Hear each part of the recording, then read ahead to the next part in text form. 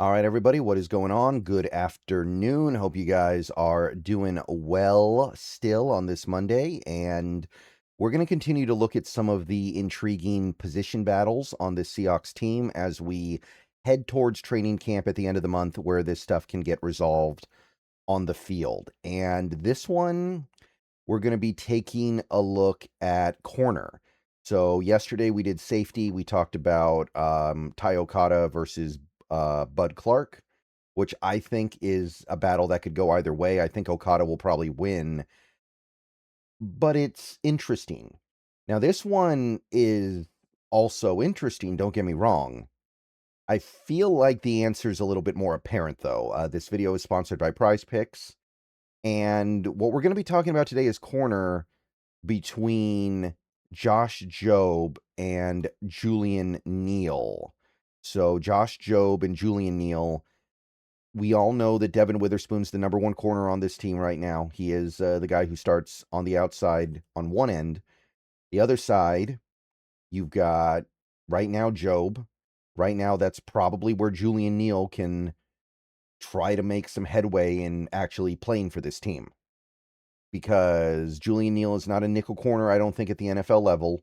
And even if he was, Nick Eamon-Warry's not going to give up that spot. So Josh Jobe is the guy he can push and the guy he can maybe take the job from. But is it going to happen? So Josh Jobe is kind of a complicated player to talk about with this team. I think the overriding thing that we need to keep in mind here, clearly the team likes him. They gave him a 3-year, $24 million extension this last offseason, which I actually thought he was going to get a little bit more, but the Seahawks didn't have to give him anything. They could have let him go and found a cheaper corner.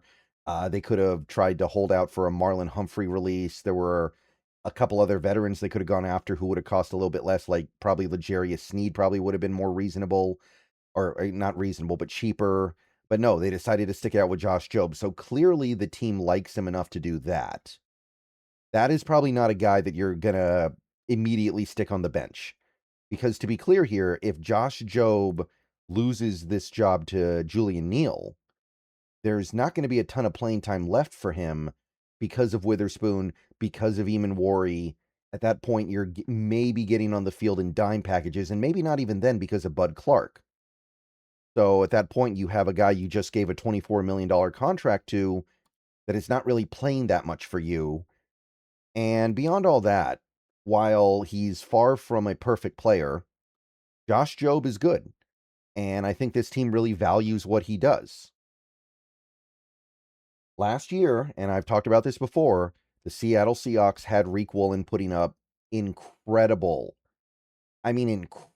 coverage numbers. Some of the best in the league. And they still rotated him with Josh Jobe because they wanted Jobe on the field a lot too. And Jobe ended up being the guy they decided they valued more because Woolen signed elsewhere. Woolen signed days into free agency, and there wasn't any indication that Seattle was trying to keep him around. So Jobe, he does have some good ball skills, 12 passes defense last year and a pick. And overall, I think he does a good job in coverage. But where he really separates himself from a guy like Riq Woolen is his willingness to tackle and get involved in run support. He's quite good in that area. And that is where he makes his hay. Now, if in the interest of transparency, the coverage numbers last year, a little bit rough, but context matters. If you like sports, then the best way to make them even better and more exciting is using the Prize Picks app, where it always feels good to be right. Prize Picks makes daily fantasy simple. Just pick more or less on your favorite players and build lineups with a few taps. Whatever sport you're into, and obviously we are now firmly into the NFL offseason, so we're all about baseball. We got some basketball, we got some hockey, whatever it is you like. Prize Picks gives you a fun way to stay locked in while you're watching. Definitely make sure to use the promo code HMA. Prize Picks is hooking up users with $50 in lineups after you play your first $5 lineup. If you use that promo code, that is HMA. I've had a great time on Prize Picks so far, so definitely get on over to it, check it out, and make sure to get your lineups. And don't forget about Team Picks, where you can pick winners, spreads, and totals on any major game. So Download the app now, use HMA, and get on over to Prize Picks, where it always feels good to be right. And remember, always gamble responsibly. And the context for Josh Jobe is that the other corner that he plays across from, or actually last year, you could say the other corners on the team that played a lot were Devin Witherspoon and Reek Woolen. And even if Josh Jobe is pretty good, and I do think that he is, who are you going to target as an opposing quarterback? The receiver being guarded by Reek Woolen, by Devin Witherspoon, or by Josh Jobe? Even somebody like a Nick Eamon-Wari, who isn't the greatest cover player in the league yet, you'd still rather target the guy who Jobe is covering probably, because Eamon-Wari's the guy who can really punish you. Jobe doesn't have the athletic ability to punish you the way the other guys do. So somebody's going to give up stuff. And in a lot of games last year, Jobe ended up being that guy. That doesn't mean he was bad. Doesn't mean he was playing bad. Just means somebody's got to get picked on a bit. So this is a good player. I want to be clear about that. Maybe not a great player, but a good player. And for whatever it's worth, of the players in our Super Bowl last year, or actually this year, I guess you should say, but last season, who played really, really well, that didn't necessarily get a bunch of attention, Jobe might be at the top of that list. Right? Think about the guys on Seattle's off team that got a lot of positive attention from the Super Bowl. Ken Walker, Devin Witherspoon, Derek Hall, Byron Murphy, Jason Myers.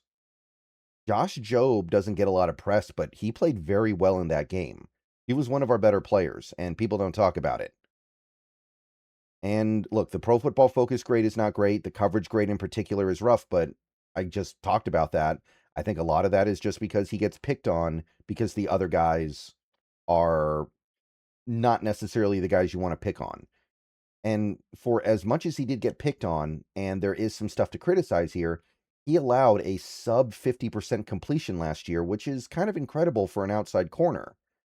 He allowed 45 completions on 91 targets. I'm pretty content to live with that.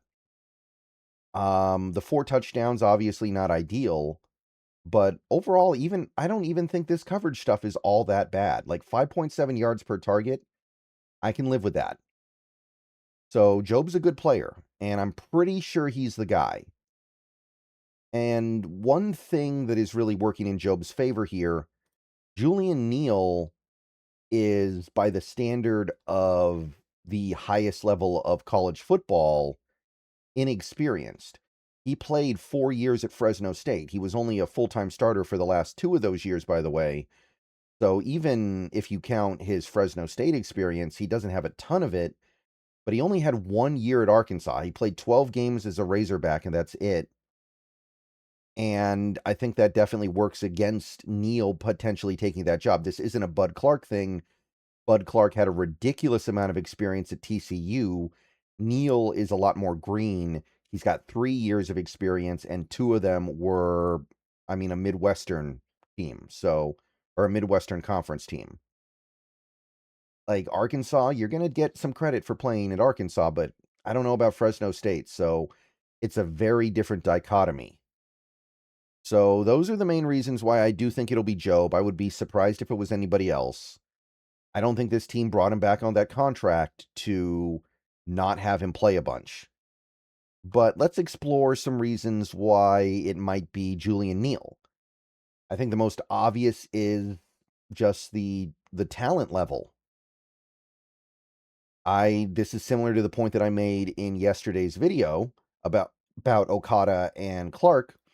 Josh Jobe, while he is a good player, he is a former undrafted player. He did not get drafted, and he actually played at a high-profile college, right? He was at Alabama. I know he didn't play a ton there necessarily, but he did play at a high-profile college where he could have put himself on display and earned, some credit as a draft pick.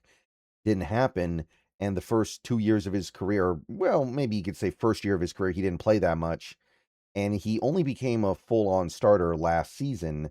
This is a player that is somewhat capped by a lower talent level. I think that would be fair to say.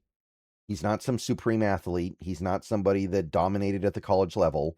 So while he is good, I think that's probably the ceiling of what he can be. And he's already 28. So last year he was 27 and he was good, but not great.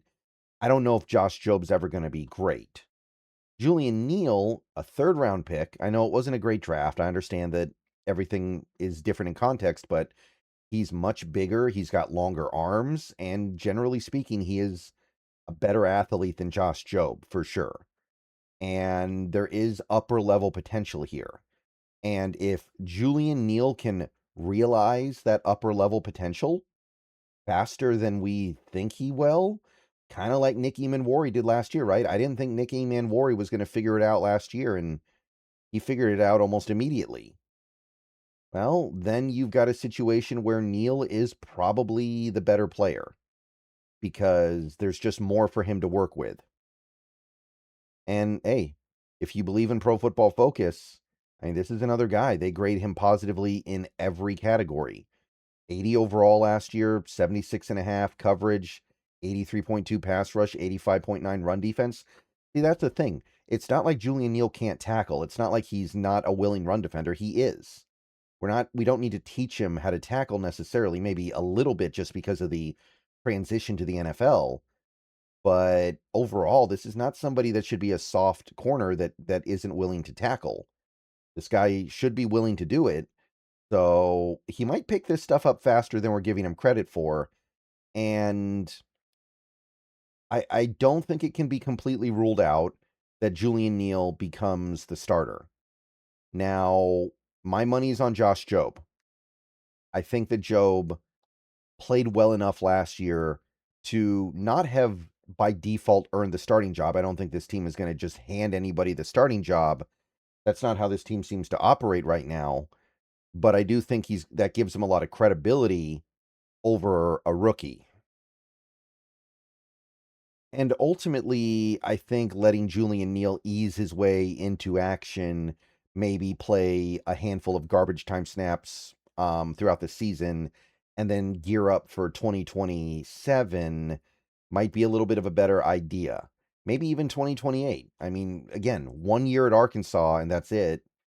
I do think there's an argument to be made here that it could be a couple years, like when Josh Jobe's contract is got 1 year left and we're moving on, maybe then. And I know that's a little bit of a longer timeline.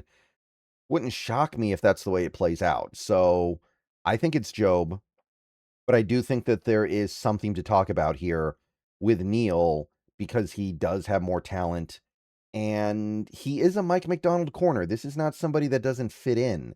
This isn't a Reek Woolen situation where Woolen, for all of his physical talents, couldn't do the things that Mike wanted a corner to do. This is just a matter of he's got a lot of stuff to learn. All right, so I'm going to go and get on out of here. Let me know what you guys think. I say Jobe is going to be the starter, and I think he'll be the starter the whole year. I don't think that Neal will be taking that spot this year. 2027, that's when things heat up. All right, go Hawks. See you guys later. Have a good rest of the day, and let me know what you think.